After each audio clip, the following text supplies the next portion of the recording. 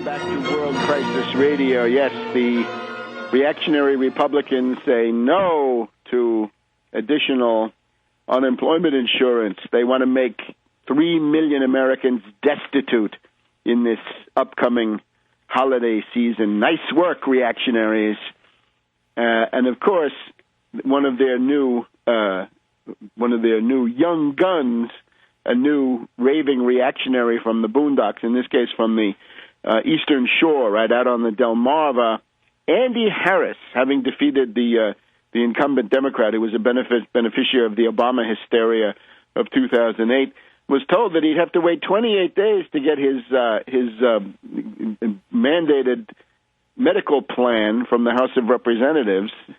He said, what am I supposed to do if I have to go 28 days without any medical insurance? So you can see the grotesque double standard, the unbelievable hypocrisy. The legions of greed have come to town. My money, my money, my money is their banner. And don't forget about that. Don't tread on me. That's for the suckers. My money, my money, my money.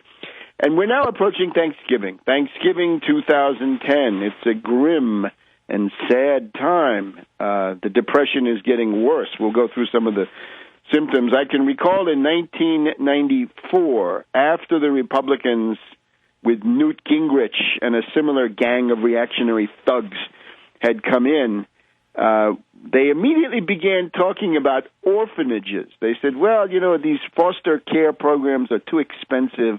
Let's have orphanages. And I can recall the Thanksgiving issue, the year-end issue of Newsweek magazine, right, with all sorts of cartoons. And the cover was essentially Newt Gingrich as Uncle Scrooge. And this is what you're going to see now, the horrors of the Republicans, and not even of the Bush Republicans, because the Bush Republicans, of course, are a corporate Wall Street counting house version, right? George Bush. It's a banking family, as I've documented better than anybody, I guess, in the world. It's the Brown Brothers Harriman banking family. Read it. The unauthorized biography of George H.W. Bush, 1992. Buy it now through the Tarpley.net website, or sample it. It's available for free online. There, the entire book always has been since October 1996. So go take a look.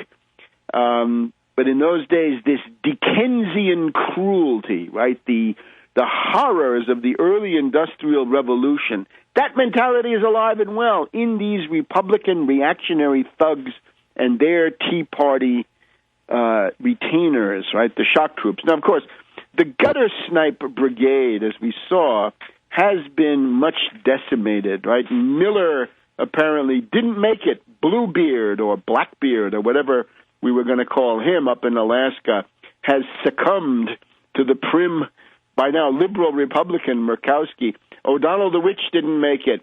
Angle, death warmed over, also didn't make it. Buck in Colorado fell short. Palladino, the gangster from New York State, didn't make it. Ayotte with his Nazi costume didn't make it. So the gutter snipe brigade, the real hardcore Tea Party types, they've been cut down to size. But of course there are others, and we'll be reporting on that as time goes on. So the depression, right? We've just the news that's going on in the last couple of days is the attempt to get the hysteria of a new bubble going around the fact that General Motors has now marketed some stock. Well, if you have support in the era of QE2, quantitative easing 2, I would assume that the Federal Reserve, maybe acting through the President's Committee on Financial Markets, otherwise known as the PPT, or Plunge Protection Team, that they decided to come in and prop up GM stock big time. And that is the secret. And now, of course, we're being told that singing tomorrows are at hand. We're going to have new Wall Street bubbles, and General Motors is a symbol and harbinger thereof. Well, I'm afraid not. And let's look at the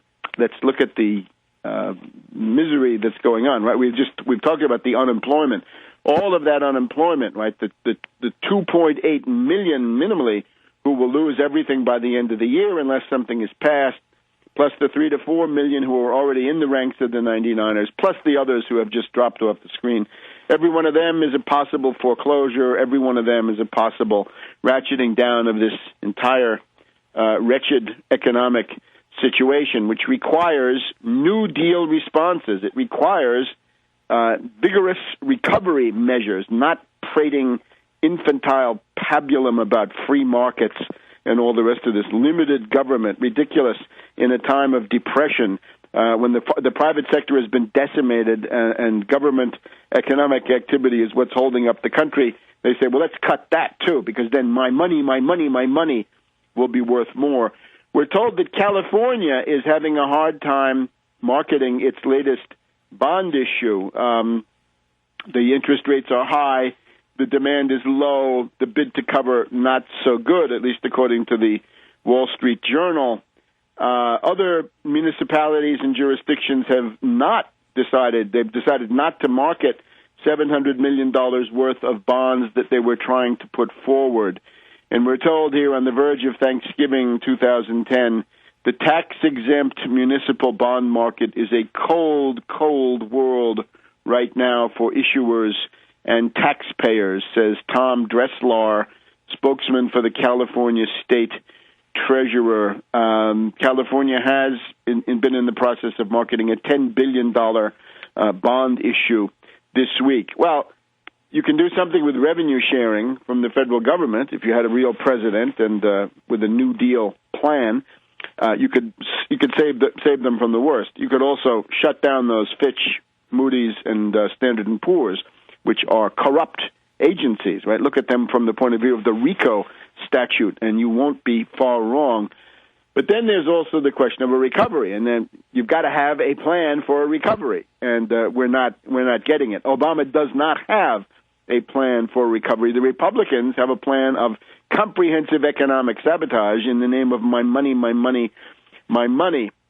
So the depression is getting worse, and it will continue to get worse. There are some minor cyclical things that might happen, but broadly speaking, it doesn't work that way. There's no business cycle that's going to lift you out of it. So therefore, it's time to get active. And that means, of course, agitation. Now, here's a 4-point plan, or if you like, maybe a 5-point plan.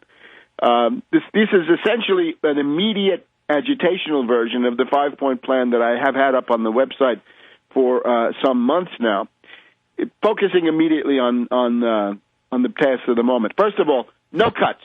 No cutting, no gutting. We're going to go through the legions of austerity ghouls and austerity vampires that have come forward, right? The death panels for the United States that have been delivering their ridiculous, hideous ideological products. We would say no cuts, no cutting, no gutting. No cutting, no gutting of Social Security, Medicare, Medicaid, unemployment benefits, and what's left of our social safety net, the Head Start program, the WIC program for mothers and infants, and other essential programs. No cutting, no gutting.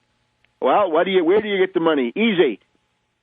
Take the burden to the people who caused it and the people who represent the largest untaxed stream of so-called wealth in the economy. 1% Wall Street sales tax. 1% comes off the top of Wall Street turnover. You want to do microsecond trades, you want to do flash trades, you want to do super high-frequency trading, great. You'll pay 1% every time you do. Oh, but that'll interfere with our wonderful creativity and these derivatives that we've cooked up that allow you to lose 200 to 300% of your capital if you go for them. Well, those arguments fall of their own weight. 1% Wall Street sales tax, 1% Tobin tax, 1% Robin Hood tax, transfer tax, financial turnover tax. You get the idea. Wall Street pays for the depression, not American working people. That's the central question. Back in a minute on World Crisis Radio.